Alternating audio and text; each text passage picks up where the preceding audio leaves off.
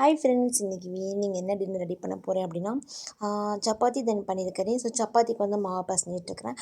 மாவு வந்து இந்த இந்த ஸ்டெப்பில் நீங்கள் பிசைஞ்சிங்க அப்படின்னா சப்பாத்தி நல்லா சாஃப்டாக வரும். இதுக்கு கீ அப்புறம் மில்க்கு எதுவுமே ஆட் பண்ண தேவையே இல்லை. சிம்பிள் அந்த மாதிரி எவ்வளோ மாவு வேணுமோ அது போட்டுட்டு ஜஸ்ட்டு கொஞ்சம் ஆயில் விட்டு நல்லா மிக்ஸ் பண்ணிவிட்டு அப்புறம் சால்ட்டும் போட்டு நல்லா மிக்ஸ் பண்ணதுக்கு அப்புறமா தண்ணி ஊற்றி இந்த மாதிரி நல்லா பிசைஞ்சிக்கோங்க. பிசைஞ்சிட்டு ஒரு ஆஃப் அன் ஹவர் நீங்கள் ஊற வச்சதுக்கு அப்புறம் போட்டிங்க அப்படின்னா சப்பாத்தி ரொம்ப சூப்பராக வரும். நான் ஆஃப் அன் ஹவர் ஊற வச்சுட்டேன். அந்த கேப்பில் என்ன பண்ணுறேன் அப்படின்னா, நான் வந்து பன்னீர் கறி ரெடி பண்ணுறதுக்கு ஒரு பேனை சூடு பண்ணிவிட்டு ஜஸ்ட்டு மசாலா ரெடி பண்ணுறேன் ஃபஸ்ட்டு. கொஞ்சமாக ஆயில் விட்டு பெருஞ்சீரகம் மட்டும் நல்லா ரோஸ்ட் பண்ணிவிட்டு அது கூட கொஞ்சம் ஜிஞ்சர் அப்புறமா கார்லிக்கு தென் ஆனியன் அப்புறம் தக்காளி இதெல்லாம் போட்டு நல்லா வதக்கிட்டேன். அது கூடவே ஒரு 10 நிமிஷம் நான் ஊற வச்சுருந்தேன் அந்த கேஷ்யூ நட்டை அதை எடுத்து அது கூட போட்டு நல்லா மிக்ஸில் அரைச்சிட்டு காஷ்மீர் சில்லி இருந்தால் போட்டுக்கோங்க, நல்லா கலர் வரும். எனக்கு வந்து நான் பவுடர் வீட்டில் ரெடி பண்ணி வச்சுருக்கேன், நான் அப்படியே போட்டுட்டேன். ஸோ மசாலா ரெடி ஆயிடுச்சு. அப்புறம் ஒரு அந்த பேனை சூடு பண்ணிவிட்டு கொஞ்சம் ஆயில் விட்டுட்டு இந்த மாதிரி கொஞ்சம் பெருஞ்சீரகம் ஆட் பண்ணிட்டுக்கோங்க.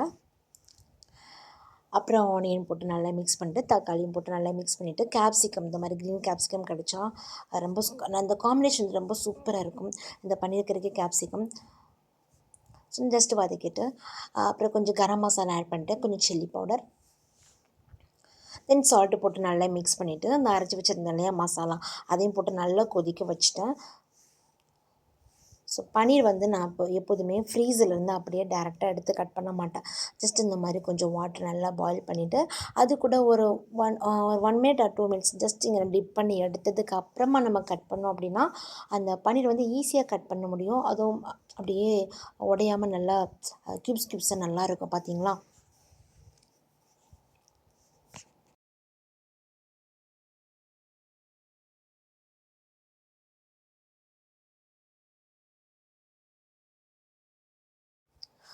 கட் பண்ணி வச்சுருந்த பன்னீரை வந்து கறி கூட மிக்ஸ் பண்ணிவிட்டு ஒரு 2 மினிட்ஸ் நல்லா மூடி வச்சுட்டு மூடி போட்டு நல்லா கொதிக்கட்டும். அப்புறம் இறக்கும்போது கொஞ்சமாக சுகர் ஆட் பண்ணிக்கோங்க, செம்ம டேஸ்ட்டாக இருக்கும் இந்த கறி நம்ம இந்த மாதிரி வச்சோன்னா.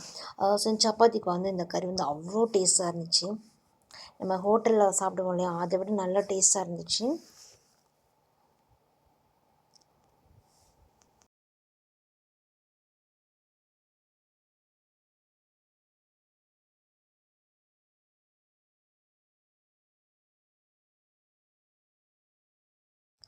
டின்னர் முடிச்சதுக்கப்புறம் நிறைய பாத்திரம் இருந்துச்சு. ஸோ இதெல்லாமே நான் கையிட்டு கழுவிட்டு அப்படியே வச்சு அப்படின்னா ரொம்ப டைம் ஆகும்.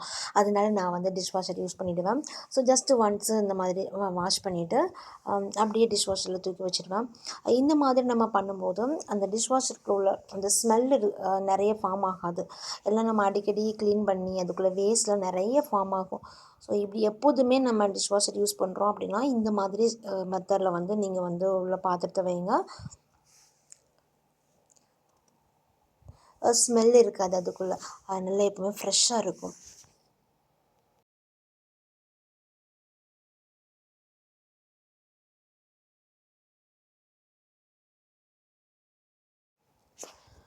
அப்புறம் நான் ஒவ்வொரு டைம் இந்த மாதிரி செக் பண்ணிவிட்டு தான் வைப்பேன்.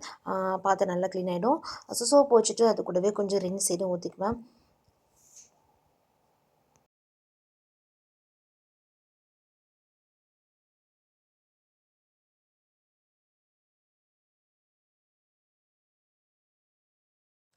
அப்புறம் கொஞ்சம் எக்ஸ்ட்ரா இருந்த பாத்திரத்தை வந்து கைட்டே வாஷ் பண்ணிவிடுவேன். இந்த மாதிரி வாட்டர் பிளாஸ்டிக் ஐட்டம்ஸு அப்புறம் கொஞ்சம் பெரிய பெரிய பாத்திரம் அதுக்குள்ளே இடம் இல்லை அப்படின்னா அதை ஜஸ்ட்டு வாஷ் பண்ணிவிட்டு நான் அப்படியே சிங்கெல்லாம் வாஷ் பண்ணி விட்டுட்டு அப்படியே அதில் கவுத்திடுவேன்.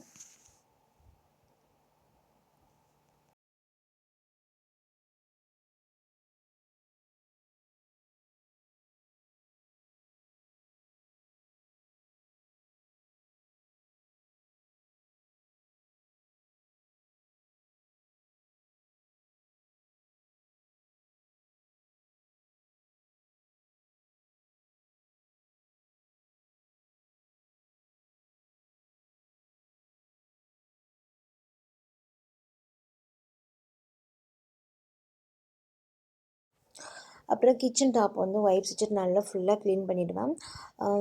நம்ம இப்போ நார்மலாக நம்ம துணி வச்சு வெறும் மணிக்கு துடைச்சின்னு வச்சுக்கோங்களேன், அது நிறைய ஒரு மாதிரி ஆயில் ஸ்ப்ரெட் ஆகிட்டு ஒரு மாதிரி கையெல்லாம் பிசு பிசுன்னு ஒட்டுற மாதிரி இருக்கும். ஸோ இந்த மாதிரி நம்ம பண்ணோம் அப்படின்னா, டெய்லி அப்பப்போ க்ளீன் பண்ணிட்டோம் அப்படின்னா, எப்போவுமே அந்த திங்ஸ் வந்துட்டு நம்ம கிச்சனில் உள்ள திங்ஸ் எல்லாமே அப்படியே ஆயில் படாமல் எப்பவுமே க்ளீனாக இருக்கும். இது வந்து என்னென்னு பார்த்தீங்கன்னா சியா சீட்ஸும். ஸோ நான் முதல் நாள் நைட்டே ஊற வச்சுடுவேன். மறுநாள் மார்னிங் பிரேக்ஃபாஸ்ட்டு கூட 1 கிளாஸ் டெய்லி எடுத்துப்பேன்.